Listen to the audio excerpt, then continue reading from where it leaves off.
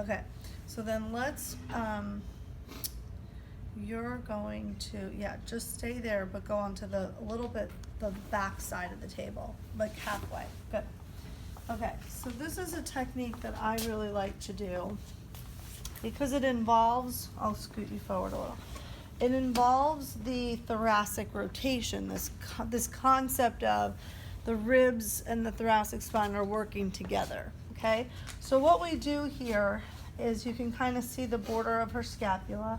I bring this arm up and knees up a little bit higher so she's anchored. And then what I'm gonna do here with this front hand is I'm gonna create the posterior tilt that we want, okay? So typically the shoulder's anterior tilted, right? That's in a dysfunctional state. It's tipped forward, which is part of the reason why when you raise your arm, it actually blocks your shoulder elevation because it's not getting out of the way, okay? So what we're going to do is we're going to use our front hand to kind of find, you'll find a little bit of that acromion, and you'll give it a little, even the coracoid you'll feel, and you're going to make sure that you kind of give it a little push this way. Then this hand is going to start to search for the border of the scapula. And what we're going to do is we're going to not just go in and like, you know, be aggressive with the scapula because there are nerves deep to there. What we want to do is we want to just very lightly engage her scapula. And I'm coming up the border, and what I'm trying to do is feel for any stiffness or tightness in the muscle. And I'm going to wait for her body to allow me to come in there, okay? So I'm just going to nice and easy kind of find my way in. I'm slowly taking my fingers up into the anterior portion, okay?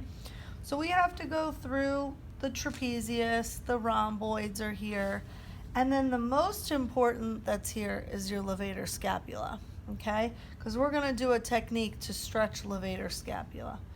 So I'm kind of coming up and in, almost sort of massaging through her tissue, kind of doing like a fascial release. And then when I feel like I've got a deep enough grip, I'm going to hook my thumb onto the top section of her scapula, the spine of the scap.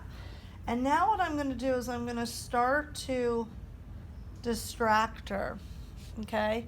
And as I do that, she's going to feel like I'm rotating her towards me. And because I am, I'm going to be slightly pulling on her, creating a rotational stretch. So this hand is helping facilitate forward. This hand I've got a nice grip. And here we go. We're just going to slowly, I'm just waiting on her tissue to open up and to stretch. Okay, I'm creating some distraction. You'll see my body is starting to come this direction.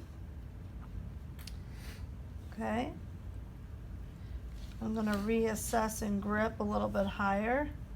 Because now you see how her levator is stretching here, right? Okay, that's going to go up to C 2, 3, 4, 5. And you see how now her head's starting to come with me? We're pulling her into a thoracic rotation. Okay? I can come off now. And I'm just going to keep going. Just going to let her body come with me as much as I can get it to come.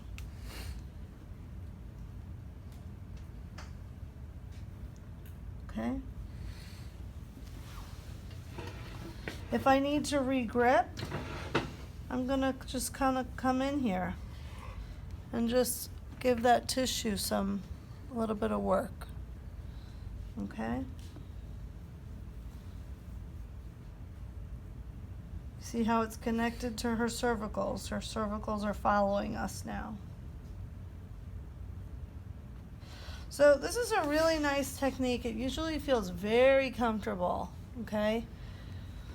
So it really helps to open up when you've got a really bound down scapula. You're going to open up the levator.